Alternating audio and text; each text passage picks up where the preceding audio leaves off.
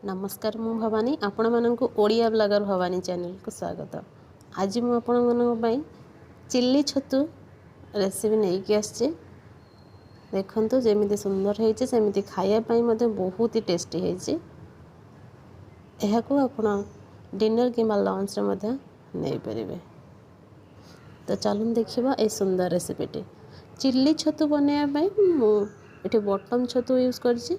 चारि फाल कर नहीं बड़ बड़ छतु को धोई क्लीन कर नहीं से ग्रीन कैप्सिकम और रेड कैप्सिकम नहीं आ पिज को एमती चारि फाल करके फोल्डर गुरा सब आप छड़े ने आपन चाहिए केवल ग्रीन कैप्सिकम नहीं पारे। गोटे बाउल नहीं गोटे बाउल से 2 चम्मच मैदा नहीं आउ 2 चम्मच कॉर्नफ्लावर नहीं आ गोटे बड़ चम्मच अदा रसुण पेस्ट आ गोटे चम्मच लंका गुंड आ किछि लुण आ गोटे चम्मच आपण गोलमरीच गुंड नेबे आ गोटे चम्मच सोया सॉस। ए सबू को हमें टिके मिसई नवा अल्प पानी देके अल्प अल्प पानी देबे। बेसी बहलिया करिवेनी कि बेसी पानिया करिवेनी नॉर्मल देखंतु एमती का ही करिवे। तो छतु बर्तन पे हमें छाणीबा तो से जो बनै छि मोटे टॉपटे से छतु गोटे गोटे पकईकि एमती ही छाणीबा। वाओ देखंतु केते बढ़िया समर तेल मध्य गरम हो जाइए। यही टाइप ही आप गोटी गोटी करी पकईकि छाणीबे। तेल गरम होला परे ही आप छाणीबे नहले आपनकर लागिଯିବ। देखंतु आरपट साइड में उल्टे देले तो ये मोर छतु हो गला। देखते वाह केते सुंदर देखा एमती ही ब्राउन कलर आसला पर्यंत टिके छाणीबे बेसी छाणीबेनी मुड़मुड़िया करेंगे। तो बाकी चका छतु को मुझे पुणी आउे जहाँ बड़ी जाए आउे पुणी छाणी नेबी। छाणी सारा बर्तमान चिल्ली छतु बनवाई पैन में मुझे तेल से तेल नहीं कि कटा रसुण अदा आ कि कंचा लंका छोट छोट कर काटी नेबे। ए सबू को किसी समय भाजी नेबे। तापर काटी रखि पियाज को जो फोल गुरा अपन खोली देथिबे ताको ही एठी पकेबे।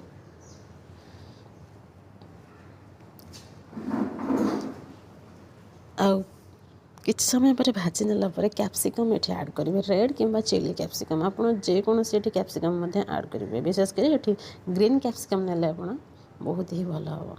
तो किछि मु लुण एठी अल्प लुण पकई जोटा कि जल्दी हवा पाई आपन चाहिए एठी लुण मध्ये न पकई पारंते।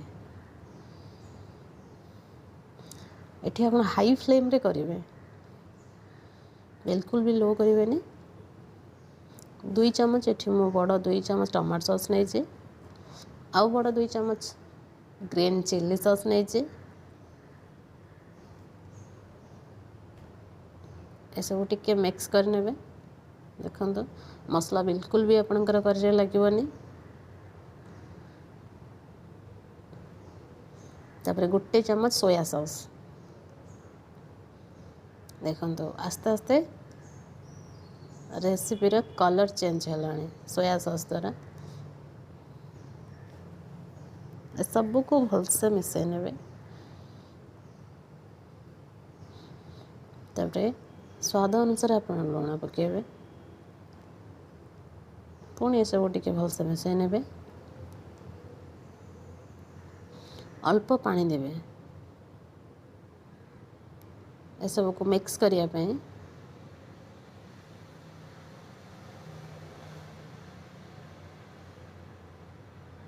आ गोटे चम्मच गोलमरीच पकेवा द्वारा चिल्ली सॉस रे बहुत ही बढ़िया टेस्टी लगे।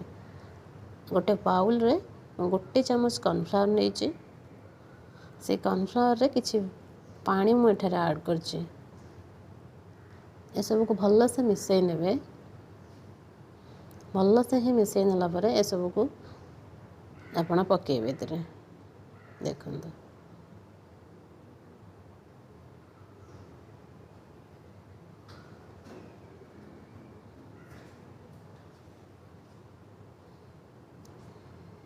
तापर भाजी आपण छाणी रखिथिबा छतु जो कॉर्नफ्लावर मैदा रे मिक्स रे छाणी रखिथिबा एठी ही छतु ऐड करिवे। मो छतु देखंतु केते बढ़िया से एठी क्रिस्पी क्रिस्पी देखा होची ब्राउन कलर रा। ए सब को भल से टिके मिक्स कर नेबे।